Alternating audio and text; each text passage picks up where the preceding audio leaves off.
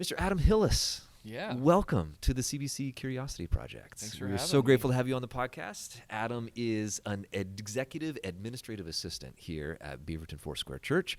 And I'm so fascinated as someone who has served in a role somewhat similar to yours. And I know we have a long history where we both were in youth groups together for a long time.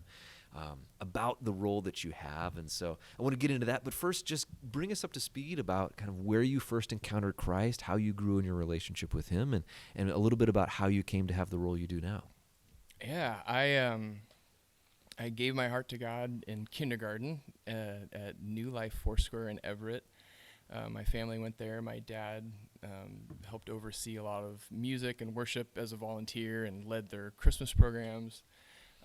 We moved to Southwest Washington and actually got plugged into Assemblies of God Church, where I grew up doing Royal Rangers. I love Royal Rangers. Oh yeah, I was Buckaroo of the Year 2 years in a row for my outpost, and did all of the basically Boy Scouts with the Bible in hand. And so that was a big part of my upbringing. And then my parents divorced when I was about 12. And we, as a family, kind of stopped going to church and fell away, came back, kind of did that thing through high school. Led a double life for much of, I would say, my senior year. Kind of bounced around a few youth groups. And finally met a youth pastor that loved me, even though I was a knucklehead. And kind of let me make my mistakes, but pastored me through them. His name was Paul Stone, and got plugged into his youth group, and decided to go to Life after I kind of got my life together and went to the Bible college. Life Pacific is Life Foursquare's Pacific, yes. Bible college down in San Dimas, California. Yeah. Yeah. Mm-hmm. And coincidentally, Paul took a job at a church in Agora Hills, which was about 80 miles away. And so I moved in with him for a few months before school started, got a job at Old Navy, and met this beautiful woman named Lisa, who's now my wife. Oh, congratulations. And we kind of dated pseudo long distance, but I went to Life and was volunteering at the church with Paul for a few years. And then he got a job here at Beaverton Foursquare. And long story short, he hired me on as the youth department administrator. At that point, I was working for an entertainment company, running sound on the weekends for weddings and bar mitzvahs and corporate parties, and then doing office work during the week. And so it sort of was like, I would love to do that at a church, instead of where I'm at now. So started as the youth department administrator, moved up here the week after I got married and started a new life. I love it. I love in that whole narrative the key role that one person had in noticing you, in seeing you, and investing in you. Absolutely. And obviously in a professional sense, offering a job, but much prior to that, just seeing the call of God on your life. And that is such an encouragement to me about the power that one person can make in the life of another. Absolutely. It's neat to hear somebody on kind of the receiving end of that to say, I was kind of a mess, and then the Lord brought a person into my life to really help change that trajectory. Okay, so now you're working on staff here, Beaverton Foursquare. You're in youth department administration, which is, we don't underestimate the scale. It's a large youth group, things like that. Fast forward, I think you've been on staff here for 12 years, something like that. And give us a sense for some of the projects and spheres of responsibility that you've had in that time. General administrative office stuff of just making coffee and filing things and organizing. Paul kind of broadened the role a bit. He wanted somebody at that. This was 12 years ago, so granted the websites of churches were still in their infancy. Yes. But we used a product called Church WebWorks, and I knew that from volunteering at churches with him previously. So he wanted somebody to take that over, and which I did. And then I helped lead worship and run the worship team as well. Scheduling was a big logic puzzle of who's available when at what time and what instrument. I have so many questions about what you've learned about scheduling volunteers, but we'll come back to that. Keep going. And then I've had just some great opportunities to really be involved in the camps that we were putting on. Yeah. Scheduling those and planning those out. Budgets, helping, making sure that we're not going too crazy. Helping to plan, some of those in conjunction, obviously, with our leadership, but getting to be in on those conversations and have influence. And then at camps, actually a few camps, I've gotten to dean. And so it's been really fun getting out of just being an admin and office work and getting to do a little more people ministry, I guess, rather than paper ministry. Mm-hmm. We, for years, used a program, database program called Church Community Builder. Yep. And that, I think we got it about a year after I started, and we never had anybody really overseeing it, so the admins kind of figured stuff out as we went, and it sort of grew into its own little mess after about 5 years. Databases left untended are like a jungle. They tend to overgrow and become very difficult, yes. Yeah, and so actually about 5 years into my role, I got to take over the database, and so that was a big administrative piece added to what I was doing as well. What I'm hearing is I'm hearing so many things you mentioned, kind of like there's people work and there's paperwork. Mm-hmm. And a lot of administrators are there to, frankly, handle a lot of the paperwork because it needs to be done in a lot of different ways. What have you learned, or how do you perceive yourself within a ministry context when a lot of your job is the paperwork? Do you see that connecting back towards ministry when you're in those spaces? And what have you learned about the nature of that kind of work? Is it sacred? Is it special? Would you consider it to be ministry? Yeah, I don't know, a lot of people have a life verse, and I feel like I sort of have almost like a little life story, if you will, from the Bible. Mm-hmm. For me, the story of Stephen just always resonated with me. I feel like, the apostles were, we can't deal with the bread, we got to teach. And Stephen and some other men, in my opinion, took an administrative task from the pastors and the teachers so that they could do only what they could do. And that's really how I've seen my role is almost in a sense, my ministry is to the pastors that I serve. That's the focus. Not that I don't get to serve other people in the church and whatnot, but what I get paid for, 40 hours a week, my job is as I get to serve my pastors and do ministry for them so that their influence and their reach can be broadened and they can do only what they can do. I think that's a really vital understanding of trying to connect the work that gets done. Sometimes it can feel mundane. Yeah. But what it sounds like is that you've been able to draw a straight line between the activities that you get to engage in every day towards seeing how that's part of the bigger picture that allows people to enter into pastoral spaces, to sensitive places, prepared, equipped, focused, such that the work becomes more effective and God's people gets blessed. And I just want to commend you for that, because that's an incredible mindset to be able to have. Tell me a little bit about how you think that attitude has kind of impacted your spiritual life, because a lot of people I know are drawn into ministry because of the platform component, right? I want to be seen, I want to be on stage, I want people to think of me in a particular way because they see me. Mm-hmm. But a lot of your work is behind the scenes. I doubt that many people are like, you really organize those columns in Microsoft Excel in a really powerful way. And yet, a database that has bad data in it is a mess. Yeah. And so the work that you're doing doesn't often get the acclaim. So what have you learned in the process about your own kind of spiritual journey that allows you to serve well and so faithfully for so long in that space? I don't know, it's fun. I've led a lot of worship, and I would say worship and sound is where all of my education is. And so I've been in that role of being on the platform and being in front of everybody. But I also run sound. And so the sound person's job is to not be seen. You don't want people to like, oh, what's that? And turn around and like look at the sound guy. Yeah.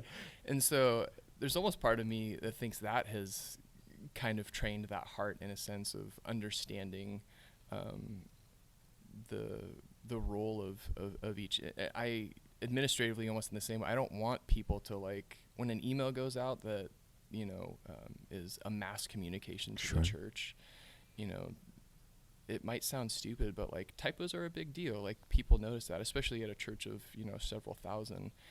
There's a lot more opinions that you hear from, and so you want things worded correctly, and you want people to read them too. I think we've had multiple transitions that I've gotten to help write transition letters for, and the pastor will send me something and it's like 2 pages long, and I'm like, it's good, but a parent of a 17-year-old doesn't have time to read this, and why you're moving on to this new role, let me help edit this down for you. And so those are the behind the scenes things that I get to do, that when the email goes out from the pastor, that it feels like I'm representing the church well, which represents God well. Yeah. Because a lot of people, especially, I don't want to say, people who, I'll have to edit this. How do I word this? What do I say? Non-churched, Sure. People who aren't part of church culture. People who aren't part of church culture equate the pastor to God a lot of times. And so I feel like how we present ourselves in a professional manner often can give people an opinion about God.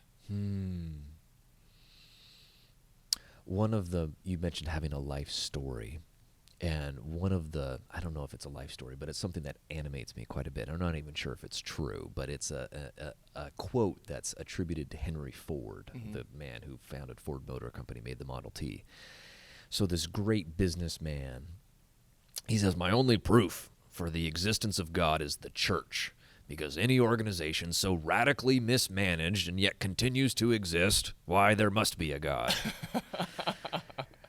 And I read that, and it angered me so much that the reputation, and again, this is Henry Ford's opinion, or maybe it's not, maybe someone just made it up, but that reputation even exists. Was such to say, like, if I'm going to carry the cause of the gospel, then excellence in the small things is a key expression of how the church communicates the gospel. Absolutely. So in communication, in proofing things to get rid of typos, in having a functional database that you can communicate to a broad number of people correctly. All those kind of things all get wrapped up within that broader context of this is how we're trying to express the gospel in our community. That we do things with excellence. And I think that's a virtue. I think that's an absolute virtue. I think that's well said. Just give us a sense for imagine for a moment that we were going to rehire your position. Let's say you're not, so what kind of characteristics are you going to be looking for in the ideal applicant to succeed in a role similar to what you're doing now? So now I'm the assistant for our executive pastors. So a little bit different in that working with the youth team, a lot of that, I help plan camps and design shirts for, camp shirts. If you want to be a great generalist going to youth ministry, Yeah, you'll get a chance everything. to do just about everything. Yeah. So, and I, based on time of season and staff, I served anywhere from 4 to 8 pastors. And now I'm serving 2 executive pastors. And so it's a little bit different in that it's a more narrow focus. I think in this role, you have to be organized, obviously. I think you need to be okay with ambiguity because just being that close to leadership, you hear more of what's going on than you do maybe when I was in the youth department and Sure. was a few steps removed. Yeah. And so decisions are in flux a lot, and you have to be okay with sitting with that, because and the rest of the staff probably doesn't know, because, well, leadership hasn't made a decision yet, so they haven't told anyone. And along those same lines, I would say you need to be able to keep your mouth shut, and because Confidentiality. a lot of times there's going to be things that come across your desk or your email, and you're going to know, and maybe no one's supposed to know yet. And so I was actually just having this conversation between me and the other executive assistants, and sort of like, how does this work? Do we share information with each other? Because we're all sort sure. of at this leadership level. And we were talking with another executive pastor, and it was kind of like, well, there's no reason to talk about it. There's no reason to gossip if you have information, because now you have people that you can talk to about it. So even though maybe you know something and this other person doesn't, and you're on the same, I would say, level of need to know, it doesn't mean you need to talk about it. I think there's a switch inside each, especially young person, that there's a certain, hit of dopamine that comes when you've got information that no one else knows, but they'd be very interested in having. Right. And if you're not able to put your own ego, I think, and needs aside on that, you can get yourself into, Adrian was mentioning how, trust is the currency that organizations function with. And being able to, next thing I was going to say. Yeah. Being able to maintain that trustworthiness is so crucial. Now, you breezed over of course they need to be organized, but I want to stop there and kind of drill down a little bit, and feel free to get as nerdy as you want, because I'm imagining this role as being you're in a service or administrative support role to multiple leaders who have very large plates, and so they're going to need a lot of different things. You're probably going to get a lot of different inputs through a lot of different channels coming at you very quickly. Give us a little insight into the systems that you've built around your world to make sure that when stuff gets passed off to you, it doesn't fall through your cracks. Sometimes things do fall through cracks, and so another character trait is to be able to own your mistakes. There we are. I've had many times where I've been like, yeah, I blew it. Sorry, I should have gotten that to you 3 days ago. And so I think being able to just not make excuses when you screw up is, especially when you're dealing with, hey, can you get this to me by tomorrow? Because it's affecting something else. I need you to get me this so that I can do this, which leads to such and such. And yes. But the systems I put in place that work most of the time, we use MeisterTask. It's a task management software, sort of like an Asana or Trello. Sure. And so I have one with Adrian Rankin and Brent Mills, who are the two executive pastors that I serve, and then Shane Jackson as well, because though I don't handle his calendar and whatnot, we still have some projects that we work together on. Sure. And so that's a way for them to assign tasks to me. Email is always great too, and text messaging. And I try to, when I get it via email or get it in text, to jump into MeisterTask and either put it on our board that we have together, or there's a separate task list that I can keep for myself. So what I'm hearing there is that you need some sort of central clearinghouse where all the stuff that's active right now, all the open loops, they're going to live someplace. It helps. not written in Sharpie on the back of your hand and hope that you remember the next day. I take, for whatever reason, all my notes or messages that I get, I write them down. I don't know, any voicemails, and there's something about tactile and hand and paper and pen, writing it down, that helps puts things. So all voicemails I write down in paper, and then usually when I get around to it, I'll shoot it off in an email if I need to or whatever. But I always have pen and paper near me. sometimes it feels faster too than like grabbing my phone and whipping out an app and all that. I can just like, oh, I have something I need to not forget, sticky note, paper, write it down. You and I are in a similar age bracket, kind of the classic like millennial, like addicted to the phone kind of stereotype. But I'm interested to hear you say that, because of late I found myself using Trello, using Evernote, using all sorts of digital systems to try to organize my information. And what I find myself doing is each day when I go into my office, I've got a whiteboard there, and I'll write out today's date and like the 5 or 6 things that I know I need to get done. And then I go over there and I cross them. And there's that something about that mechanical movement. I found I feel like my productivity level has increased significantly going towards a more analog, handwritten environment. Yeah. And have you experienced something like that as well? Absolutely. What started it all was 3 years ago, maybe 4. I tried to do all of my devotions digitally. So I had the Bible app, and I did my journaling digitally. And I said, I'm gonna live with my tablet. I don't need to carry anything around with me. Oh. And I said, I'm gonna do it for a year. And so I went a whole year, and at the end of the year, I said, this sucks. I need my Bible and I need paper.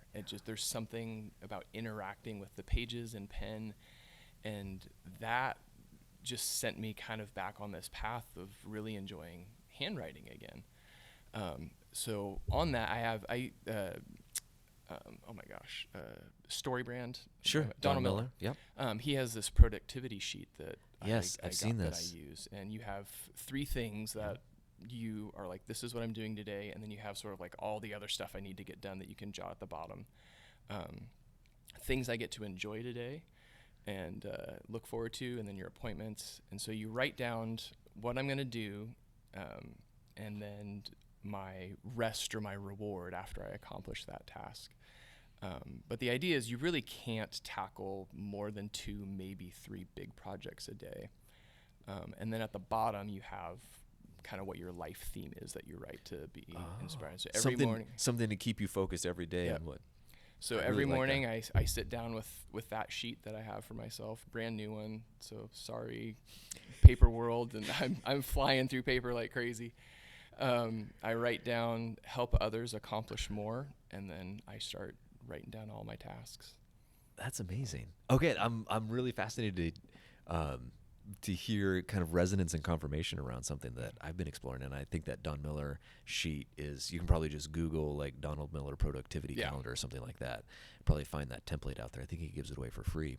What I'm hearing though, and a couple of things there is the writing things down is a key piece to getting organized. Puts it in my brain a lot more than typing it for whatever It's reason. true. Or if you just try to think it's all going to stay in your brain without writing it down, then you're opening yourself up to all sorts of disaster. But the act of writing it down and then reviewing at the start of the day. And then I appreciate the point that you made about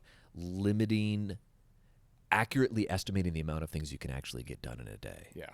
And I have found that when I only focus on getting, like you say, 2 to 3 significant things done, I may feel like I'm getting less done in a day, but I'm getting far more done in a week. Absolutely. Because I'm actually taking forward movement on matters that are of significance. Yeah. And I think that there's another piece that's involved there. Some research I was reading about, some people were curious about like what makes a person have a good day at work. And they said the number one factor there is the person was able to take positive, meaningful steps towards significant goals. Right? That they're moving ahead on key tasks. And if they're not doing that, no matter what else goes on, all the ping pong and like open bar you can imagine, but if it's not those things, then you're not going to leave work with that sense of satisfaction like you've had a good day. Okay. So we've talked about, you've got a lot of organization, confidentiality, trustworthiness, comfort with ambiguity.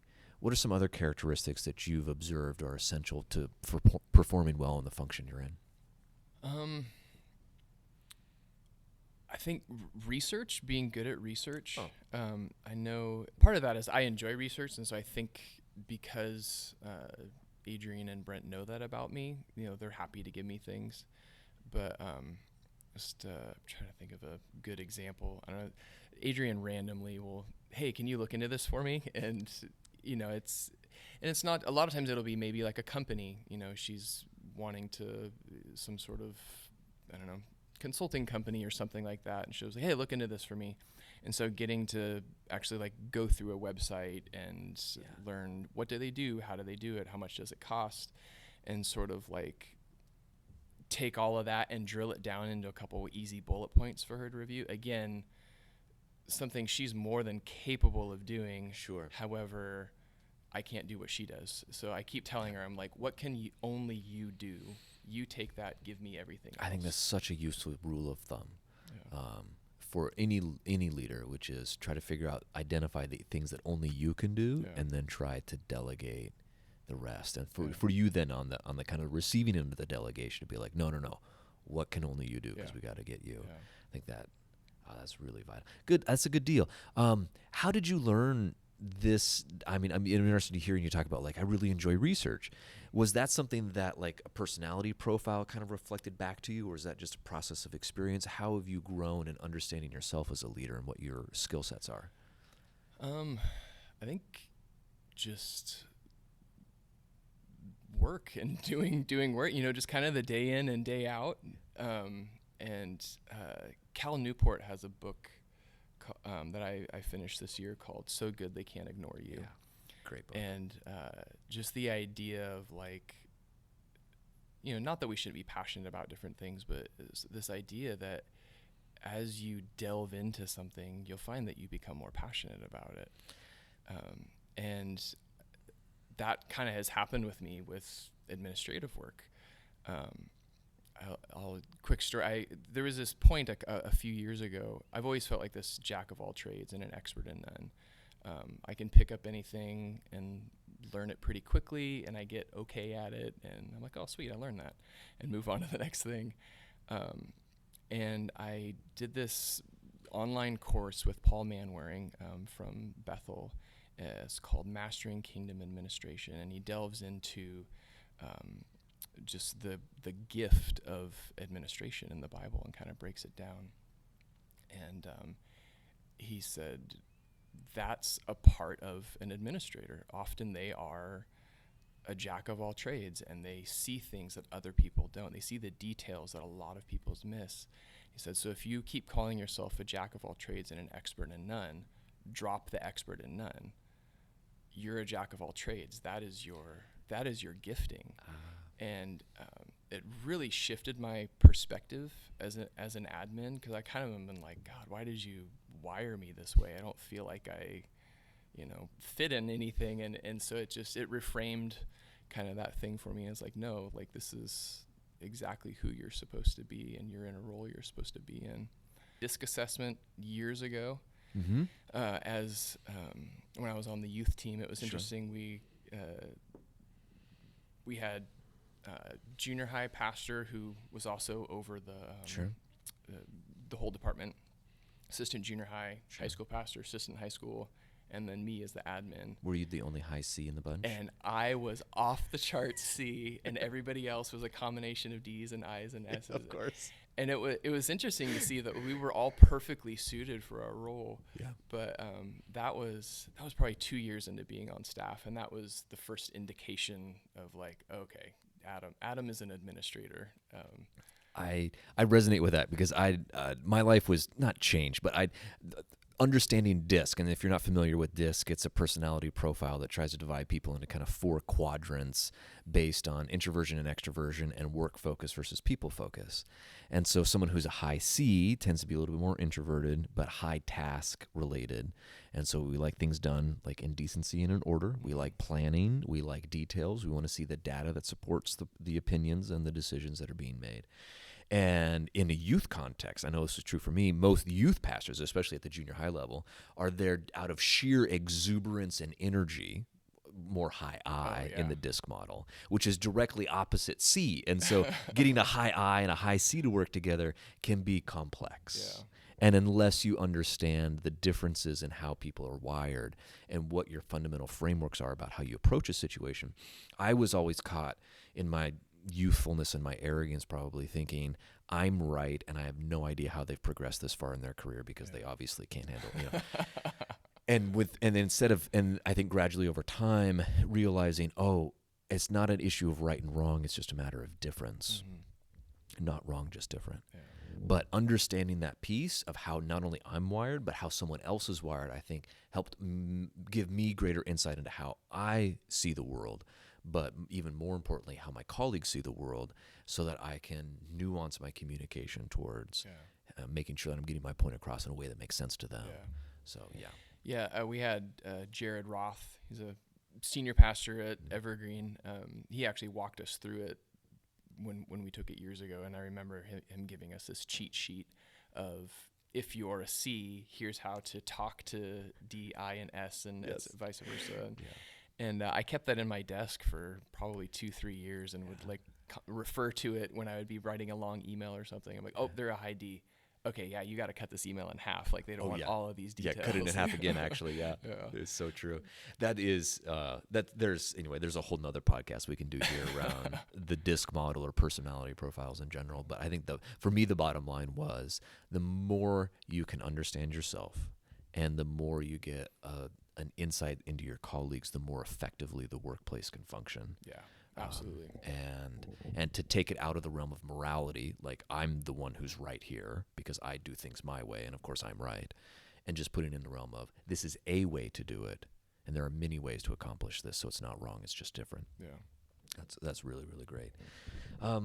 Let's kind of draw things towards a close by I'd love to hear you reflect on, we've talked a lot about the characteristics that you've developed, humility, patience, conscientiousness, detail-focused organization, things like that. We've heard you reflect on, how you see your role as a ministry to directly serve those who are reaching out.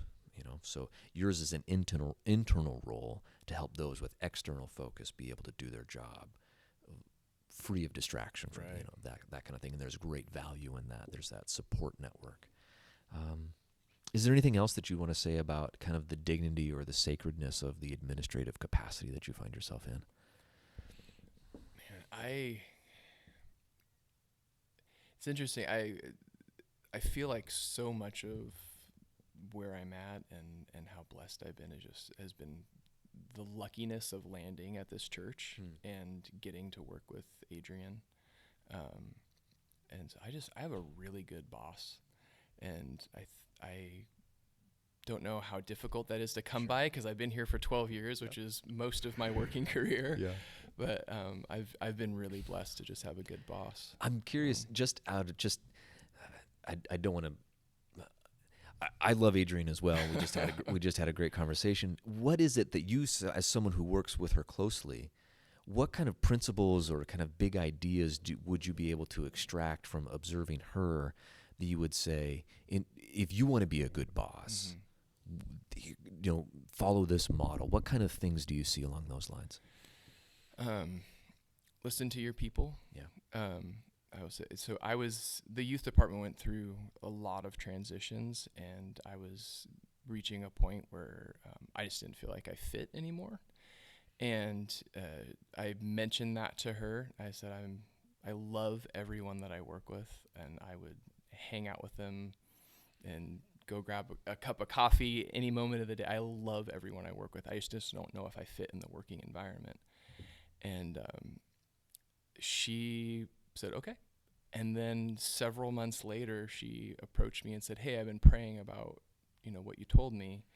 And Brent, who's our worship pastor at the time, he also oversaw IT, was taking his family to China for 6 months to serve a church over there. She said, would you want to step into his IT role and kind of help me out a little bit? I think I might be at the point where I need an assistant.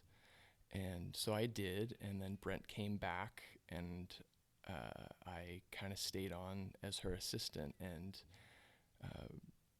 all that goes back to what was essentially like a hallway conversation, and she took it to heart, prayed about it for a couple of months, and felt like God gave her a direction.